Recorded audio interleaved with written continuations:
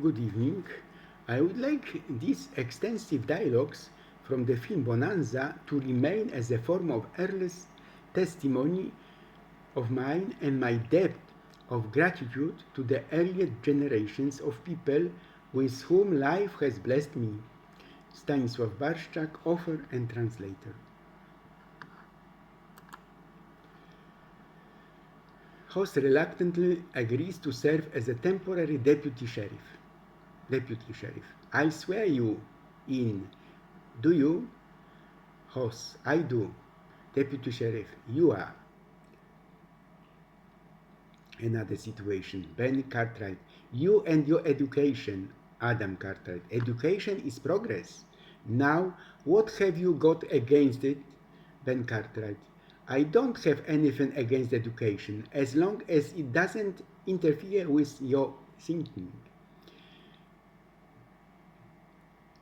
Ben Cartwright, hi Joe, do you know the difference between a table and an ottoman? Little Joe, sure I do. Ben, then take your feet off the table. Holmes rolls his eyes.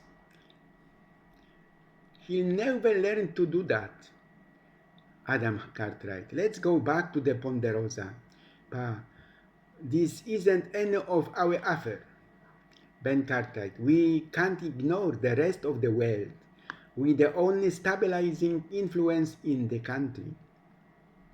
Bonanza is an NBC television western series that ran from 1959 to 1973, lasting 14 seasons and 431 episodes. Bonanza is the NBC's longest running western and ranks overall as the second longest running western series on United States network television and within the top 10 longest running live action American series.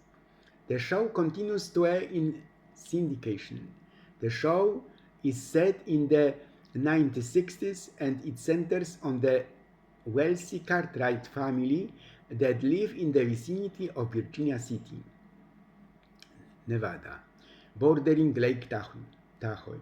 The series initially starred Lorne Greene, Pernell Roberts, Dan Blocker, and Michael Landon, and later featured at various times Guy Williams, David Connery, Mitch Vogel, and Tim Madison.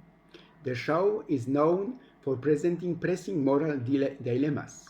The title Bonanza is a term used by miners in regard to a large vein of deposit of silver ore from Spanish Bonanza prosperity and commonly refers to the 1859 revelation of the Comstock Lode of rich silver ore mines under the town of Virginia City, not far from the fictional Ponderosa Ranch that the Cartwright family operated.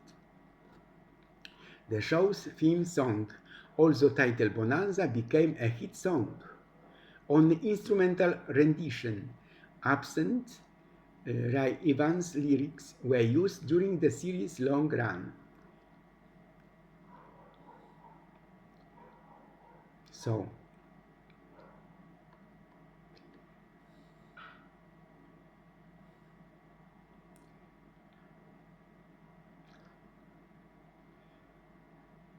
Adam Cartwright, well, I think you should invest your money in a good stomach, doctor, because the next time you use my father or myself in another one of your distorted publicity pieces, you may end up eating the entire newspaper, including the classifieds.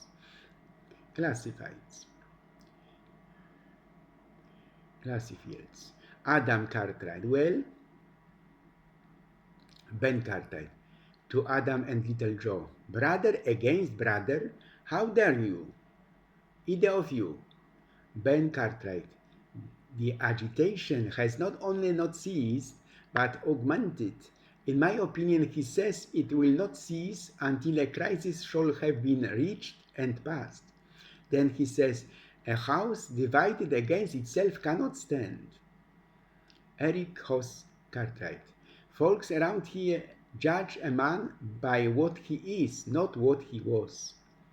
Eric Hoss Cartwright. Well, I hope she gets what she wants.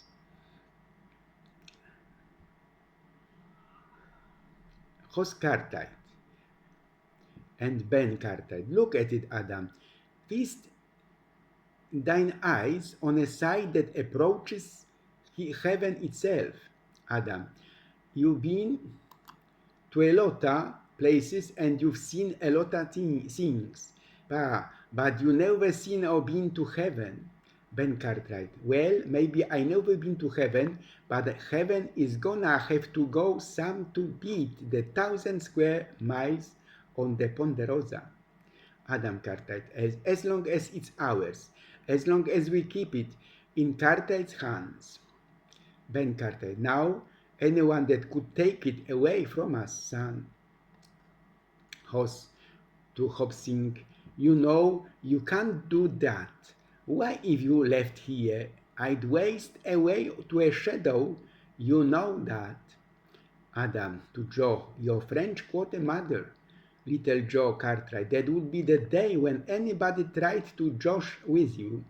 You Yankee granite head. Adam Cartwright.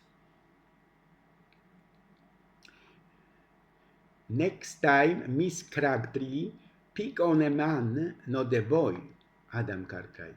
And how do you expect to do it with that New Orleans monkey pick you got handed down from your French mother? Little Joe. If you weren't my brother Adam, I'd kill you for that. Anytime you ready, Little Joe. You can't just forget all about us being king. Little Joe Cartwright. Well, you know that'll be easy, cause I've never been able to see myself being king to anything whelped out of a thin-nosed, blue-blooded Boston Yankee.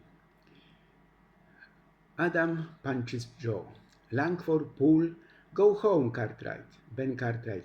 You tell me to go home, you, with the smell on you of the charnel house, of flesh rotting and stinking in the sun? Langford Pool. You gonna die for saying that to me, old man. You gonna die. Little Joe. I've been wanting to make some changes around here. Ben Carter. Changes? Little Joe. Well, not changes, sir. More like improvements. I mean like, well, cleaning the stable and all those fence posts above the ravine. They need to be replaced. They all full of dry rot. You know, things like that. Hoss. Joe, what are you doing? Little Joe. Robbing the bank. Come on, we're in this together. Ben Carter. That's the most unbelievable cock and bull yarn I've ever heard. You steal the bonds from the bank because it's going broke. Then you cash them and then the bankers steal the money from you. Ben to Hoss. What are you doing with the book? You've got yourself an empire. And you, Mr. Cartwright, is it worth your boy's life? Well, is it? Ben Cartwright. What do you want? Adam Cartwright to Ben. Well, Papa, the way I look at it, if a man expects to get ahead in this world, he's got to use his brains instead of his back. Ben Cartwright. Billy, if I catch you standing out of line just once, Adam. He'll go get the sheriff. Little Joe. Pa, how did you ever get involved with this family? Ben, I never know. Little Joe. Ran into Kincaid. Eric Hoss Cartwright. Oh, was that on purpose or accident? Adam, it was a little bit of both, you know. I really feel sorry for Dolly Kincaid. Adam Cartwright. Sorry, she never had any trouble trying to find somebody to chase after her. Little Joe Cartwright. No, I think it's the other way around. I think she never had any trouble finding somebody to chase. Hoss, well, what are you worried about, little brother? You ain't never had any trouble outrunning her. Little Joe, now what are you trying to do, Pa? Get my mind off Dolly King Kid? Ben, that's what you wanted me to do, wasn't it? Little Joe, work, lady, I wouldn't work for Bingham.